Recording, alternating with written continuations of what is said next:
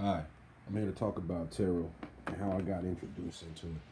I'm just getting into tarot and I haven't started reading for people yet.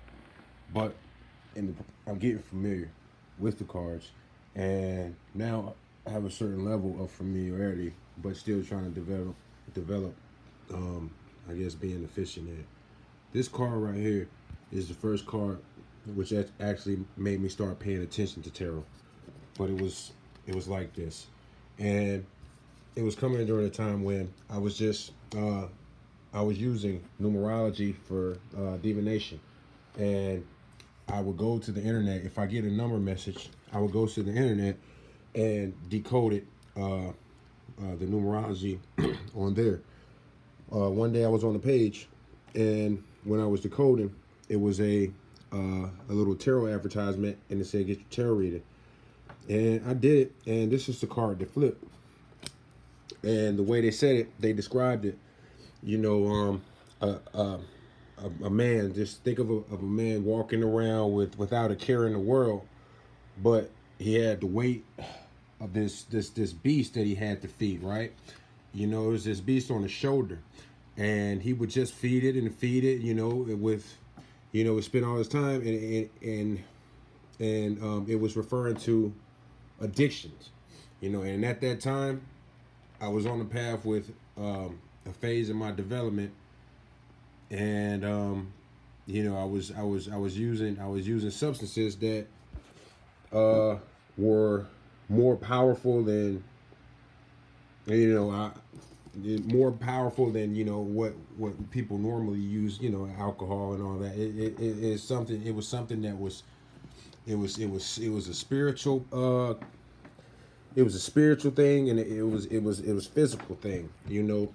So this card, it gave me the warning. It actually appeared, and this is how I came to respect the tarot, because it wasn't like a fear, you know. It wasn't trying to scare me, you know. You see the devil and everybody wants to run. No, it was like it was a message to say, watch out for your addictions. And this is what it said. You know, it said, you know, you got these chains around your neck, but if you look at this picture, those chains can be slipped.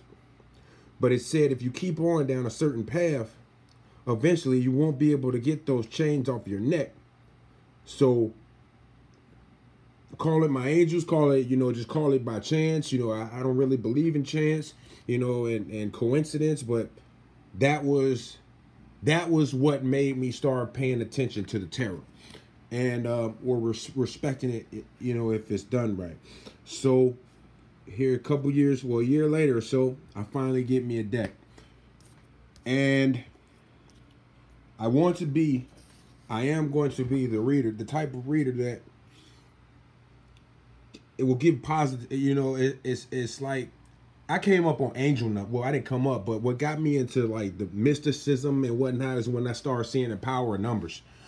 And when I came up on angel numbers, it was never like a gloom and doom message. It was always like, okay, if there's something going on, here's a way to fix it. If there's something you know, something. It was never a bad message. You know, that's what they were saying. You can't get a bad message. Just like it's only warnings, right? So that's how I want to come into this. I want to be able to try to give people hope through any card, through, you know, any situation that they flip. So, you know, that's just me. That's how I feel about the tarot. Like I said, I'm no master yet, but I do put time into study, and you know, trying to see new things, and put my own new insight into reading tarot. That's it for now. Talk to y'all later.